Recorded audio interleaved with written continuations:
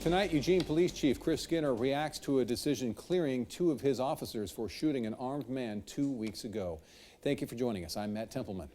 And I'm Renee McCullough. KEZI 9 News reporter Emma Jerome joins us live tonight from the Whitaker neighborhood in Eugene. And Emma, you talked to both sides tonight. Can you tell us what they had to say?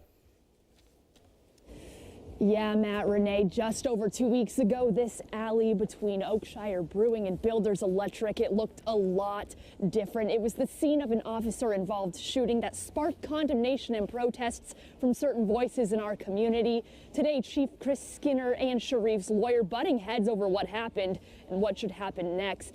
Chief Skinner says that the internal investigation will do more than simply look at the video, which we've all seen by now. Everything from the initial investigation to the pursuit and end result, and even how officers administered first aid will be looked at closely.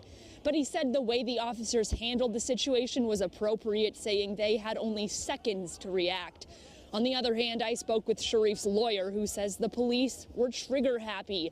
Brian Michaels says he doubts the officers feel any remorse. He called the press release from the Lane County District Attorney and the release of body cam footage the state's attempt to contaminate the future jury pool. Michaels said it's police culture to shoot first and ask questions later. Skinner says he's wrong. It's the whole idea that they're either trained or just enjoy using their firearm as a first response. If they had time to pull the firearm, they had time to pull a taser. If they had time to pull a firearm, one of them could have used an asp and knocked him down.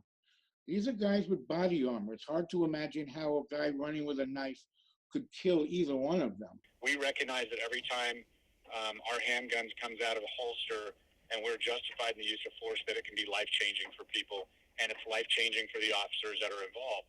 That'll never be anything that will be a part of this department's philosophical discussion and or culture will be around that. And I think it's inflammatory, and I think it's an unfair characterization of this organization. In the original press release, it says that Sharif was shot in the upper left part of his chest. Michaels said that this was an attempt to discredit his client when he said he could not drop the knife after having been shot.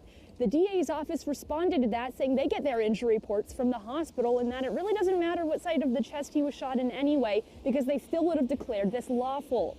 Reporting live in Eugene, Emma Jerome, KEZI 9 News.